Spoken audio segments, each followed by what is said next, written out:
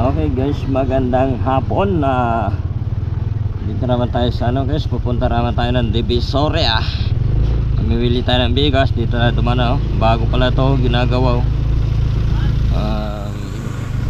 inaayos na pala ito guys, to kita nyo na lang.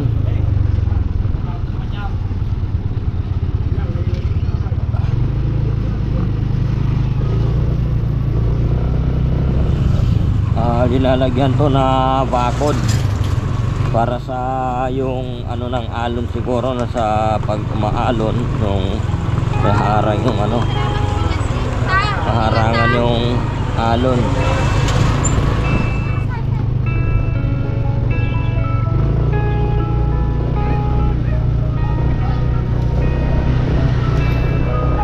Saka yun dyan may mga bangka, may maraming ibon dyan na kung nakikita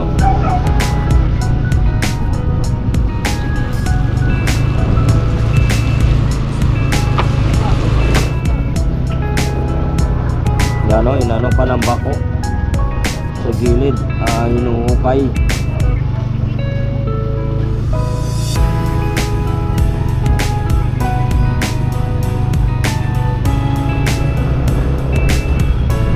Hinuhukay ng bako yun dun sa gilid siguro para umilalim yata yun.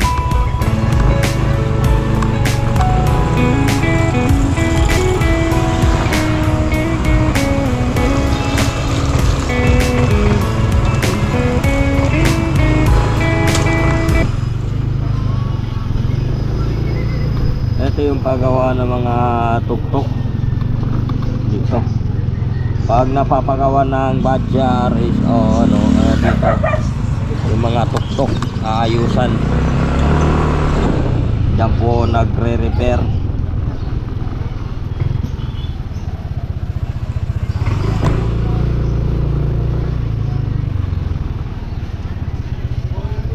Tubig pala. Hindi ata nakababa yung tubig dito kaya may naiiwan ng tubig, hindi makababa.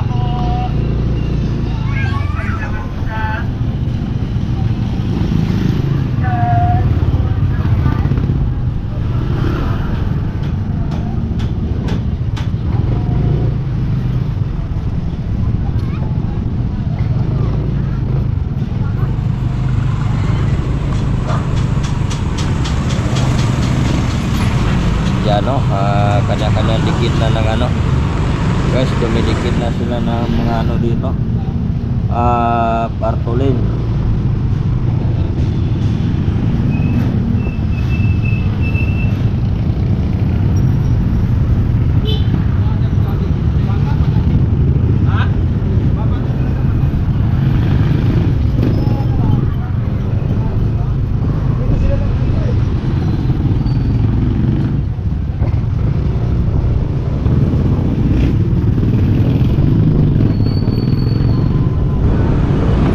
Okay guys, nasa labas na tayo. Ito yung labasan ng Baseco.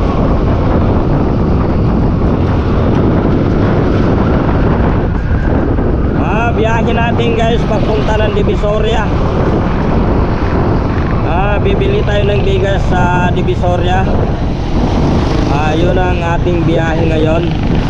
Shout out lang po sa mga ating kasamahan na mga rider. Shout out, magandang hapon sa inyong lahat. Oras natin ay 1:00 ng hapon, mag 2:00 na siguro.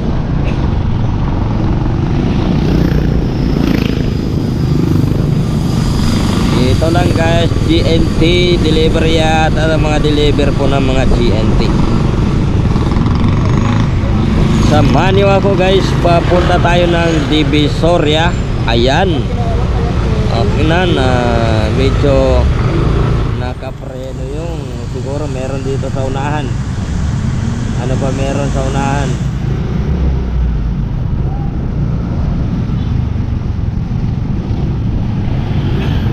Ito lang guys, yung makikita natin dito yung mga dito ay mga tricycle galing mga Divisoria. Yan, Divisoria Fair. Ito naman yung pasukan ng mga container van guys. Dito sila nag-ano yung mga container van. So ngayon guys, nakikita natin ay walang traffic. O, di ba? Walang ka-traffic pa, kahit ano, maganda pa rin ang daloy ng mga sasakyan. No? Ito, marami rin nakaparking dito ng mga container van, pero okay rin naman yan kasi papalabas yan, wala naman traffic. Ito, nag one way yan, medyo napuno lang dun sa kabila kasi ang ano lang doon guys, yung pagpasok ng mga container van doon ay medyo mabagal, kaya doon nila doon sila nagsasalubong. Minsan kasi pag dito rin sa kabila, pag dito may magsasalubong din dito, pag dito naman sa kabila po ay mapupuno rin.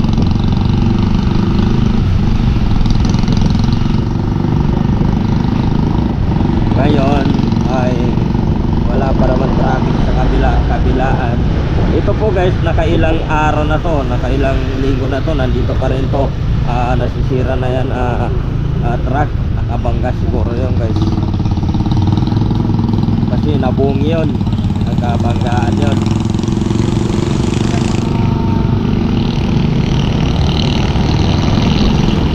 Ngayon paakyat na tayo dito sa Delpan na lang tayo guys, paakyat.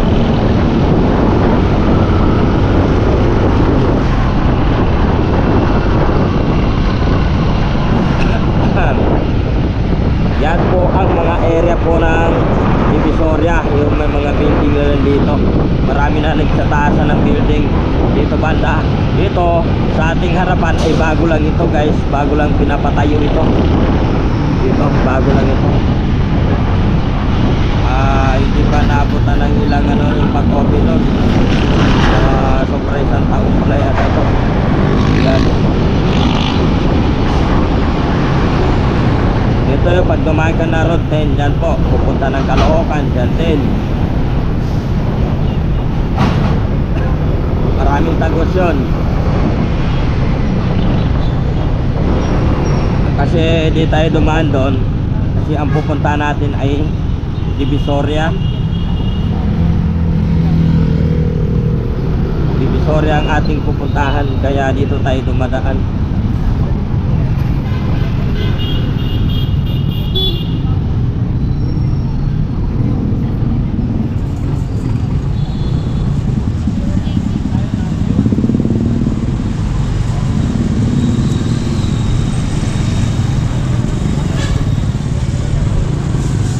Ito, papunta na ito ng Divisoria guys. Yung makikita yung building na yan na orange, saka yung yan, kulay matingkat na yan na brown na matingkat, bago lang yan guys.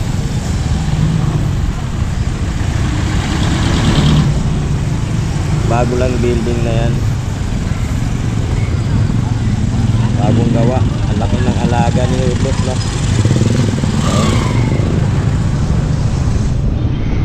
Parang hinihila pa niya si sir.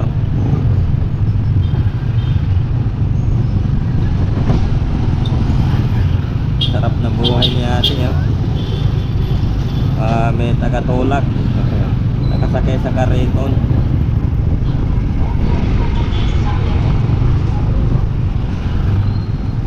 Nakikita naman natin dito guys na wala naman traffic dito sa papasok sa Divisoria papunta ng Asuncion, ay okay naman, walang traffic,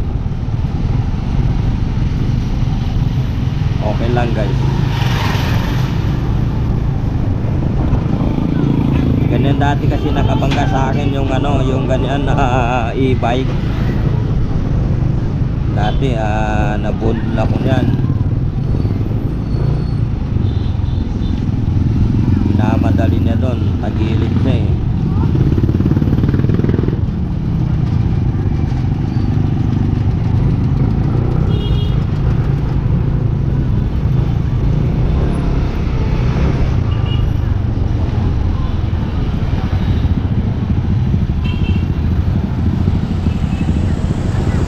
Dito na lang ako guys.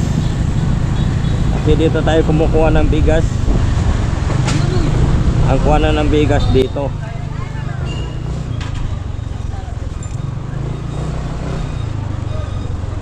Dito yung kuha na ng bigas, bibilyan ng bigas, straight po ng Asuncion.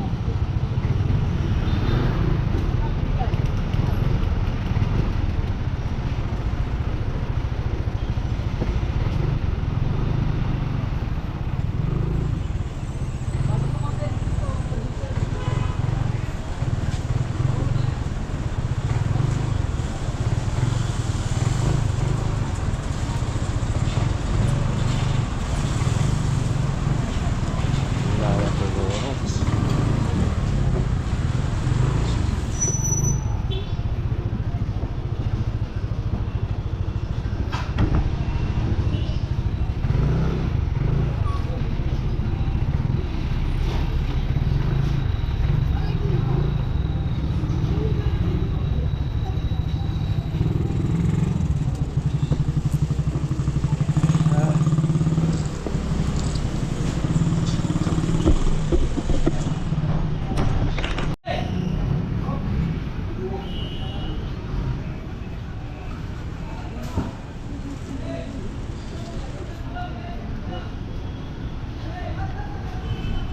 Na sa una mo.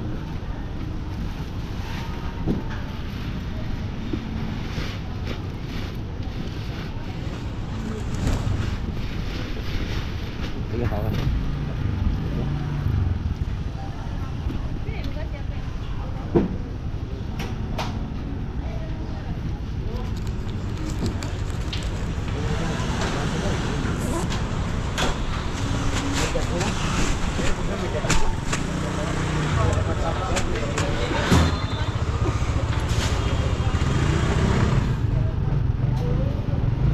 Tama na ba yan?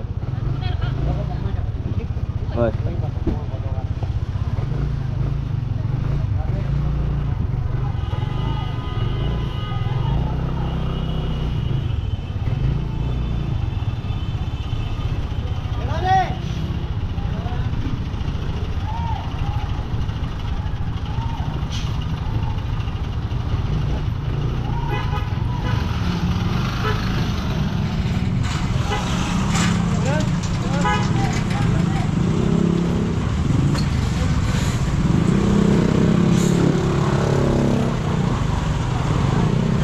Yan, masikip kasi ikutan.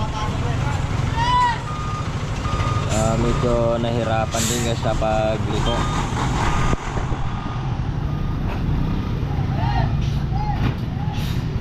Hirapan din sa pag-atras, sa banting atras. Yan, pasok na yata. O atras pa ba ito? Atras yata siya eh. Papasok na.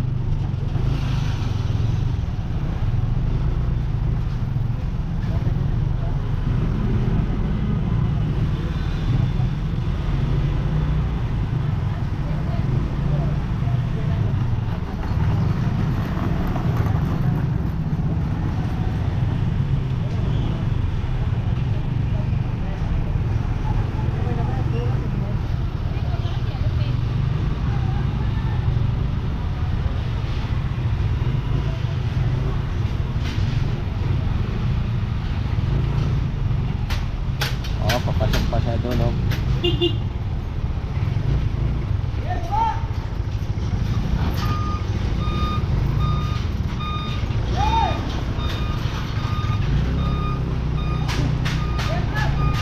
Mauna na ako kasi medyo ano pa yun guys, mabagal pa yun. Mabing ano yung sinakyan natin.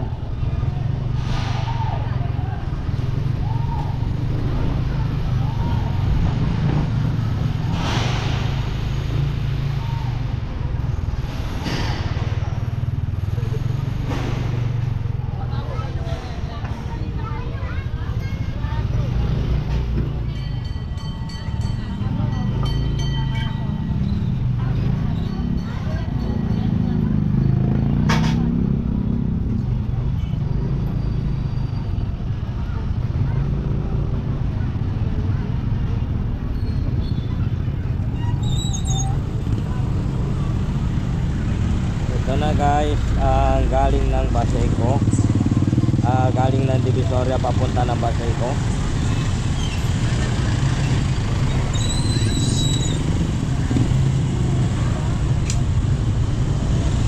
Punta nito ng Baseco yung mga tricycle na kulay ano, pag kulay dilaw ay paano yan guys, pag Baseco.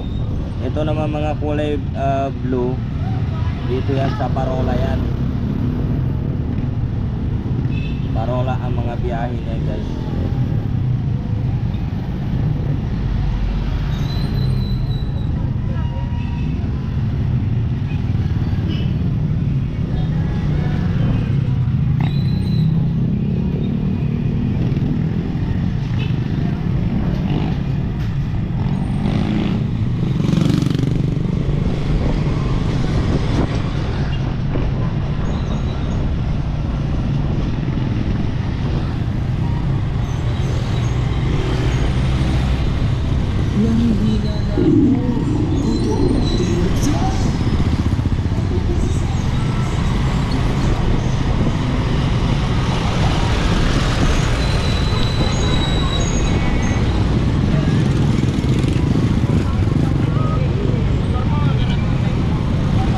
Dito guys, huwag kayo magkakamali na dito kayo dumadaan. Kahit sabihin na merong papadaan dyan, dito pa rin kayo kasi minsan kasi hindi mo maano may nanguhuli dyan. Minsan pa magagaya mo yung mga dumadaan doon, tapos pag ikaw na kasunod, huli ka. Ayan, oh.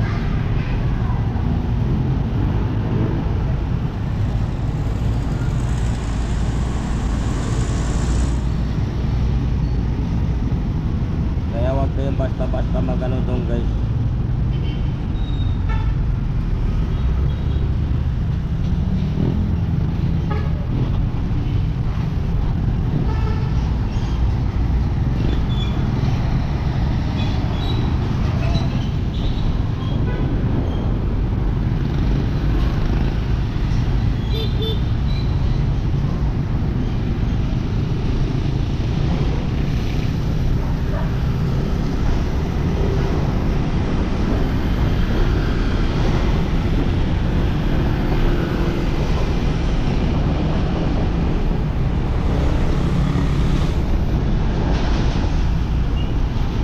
Na tayo guys sa tulay ng ano guys, Delpan.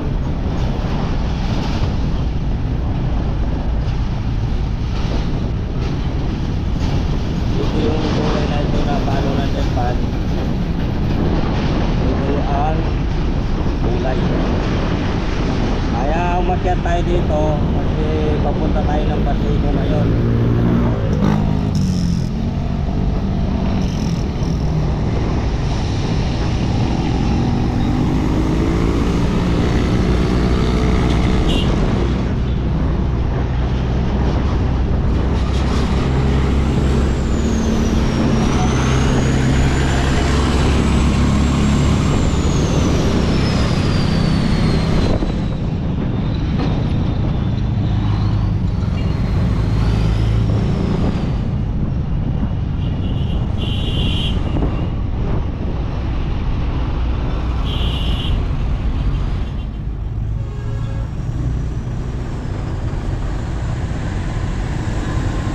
Hindi pala tayo makadaan dito kasi naka double parking pala ito.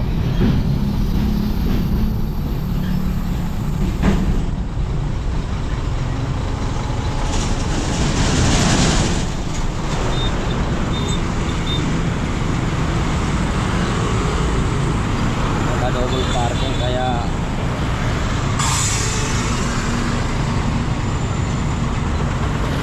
dito lang matraffic sa bungad na to guys, kasi yung pagpasok naman doon sa ano ay medyo mabagal.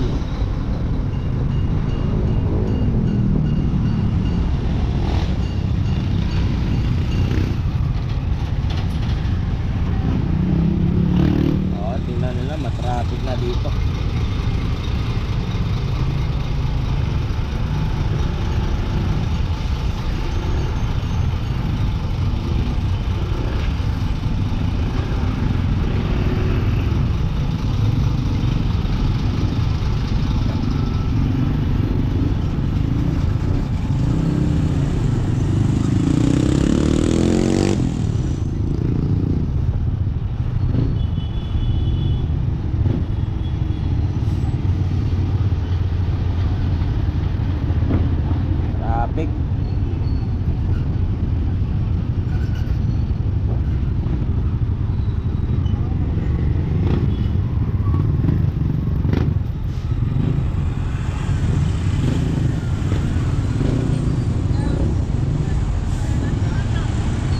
dyan sa bungad na yan, kaya ano, matraffic dyan.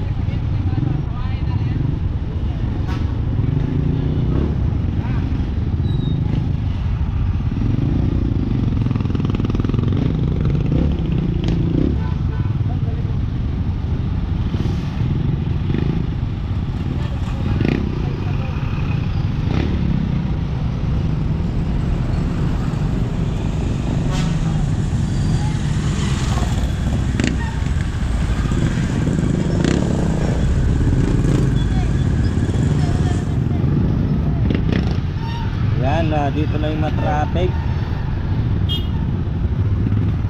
Kanina pagpasok natin ay wala pa yan, walang traffic. Ngayon ano na, matraffic na yan guys.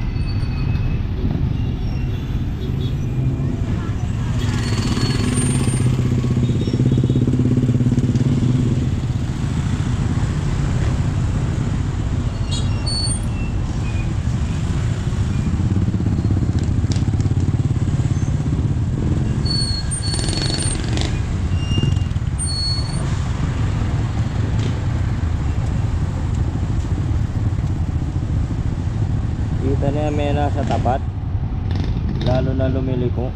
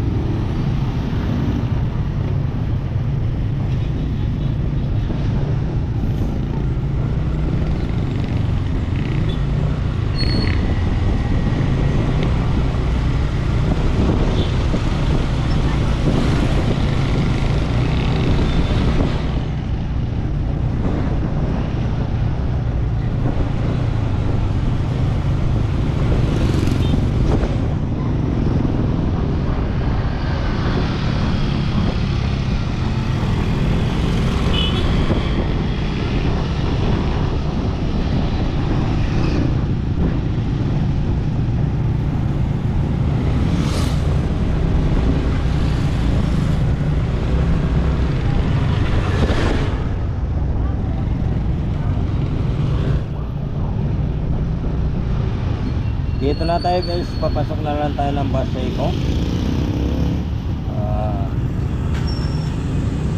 Baseco na ito guys.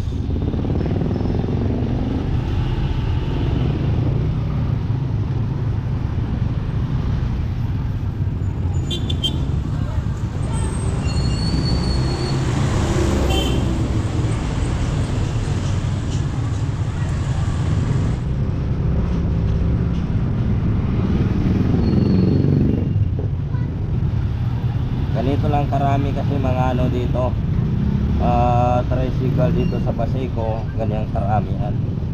Pag ano lang pagbibiyahe lang dito guys, dahil marami rin tao, pero marami pa rin tricycle, kaya ano lang dito guys, paswertihan lang sa pagbibiyahe. Yung iba dito ay umiikot-ikot, ilo po ang sabi na naglalagari, mga tricycle. Kumbaga sa naglalagari guys ay hindi na po sila pumipila. Kumbaga dire-diretso na yung ikot lang sila guys.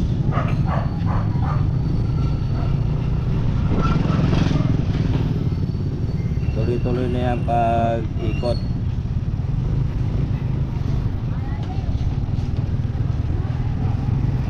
Yung ano naman guys, yung pumipila, ano naman yung pumipila, kaso lang oras naman ang ano doon. Pag mabagal ang pila, matagal ka rin makalis, kaya oras lang ano doon. Pero yung gasolina hindi gaano mababawasan yung gasolina mo.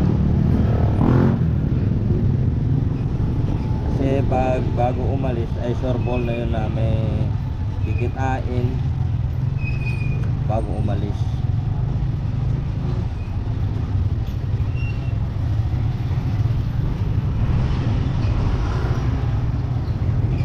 Senador Little Lapid. Ayan, 35 si Little Lapid, 135.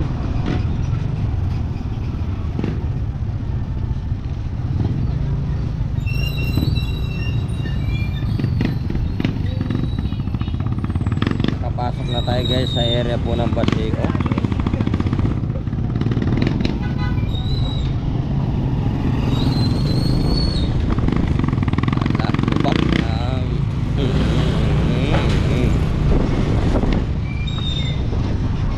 Noong isang araw rin guys, muntik na rin magkaroon po ng sunog dito rin sa Baseco. Muntik na rin magkaroon ng sunog.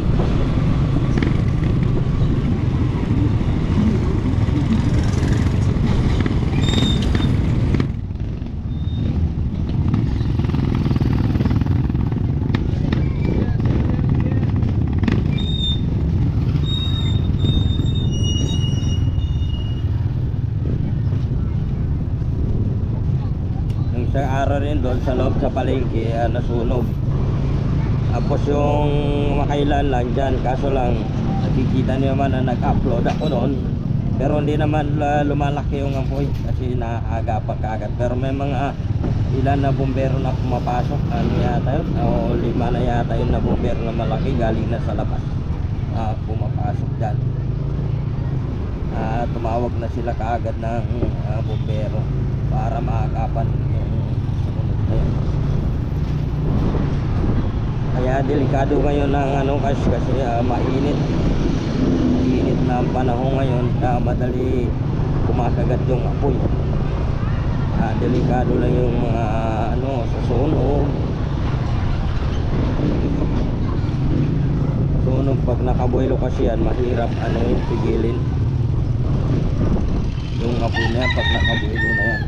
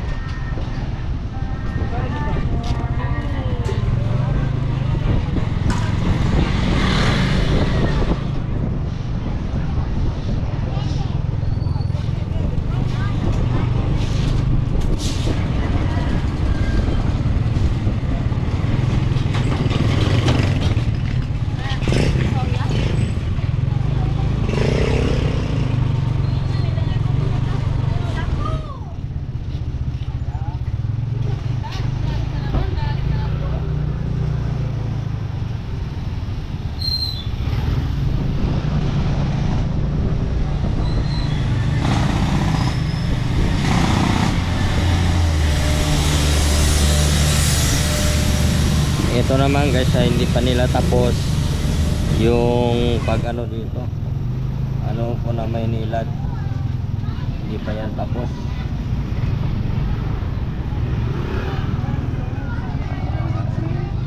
Marami na nag-ayos na ano. Meralco. May inaayos sila dito.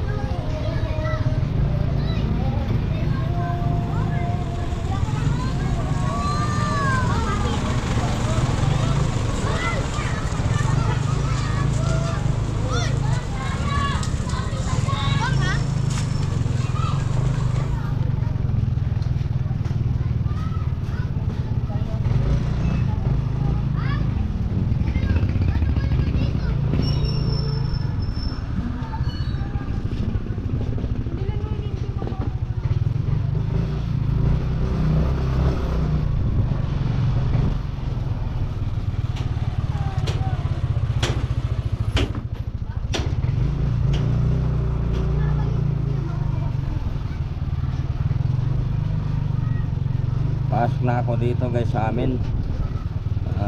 Nakakarating din.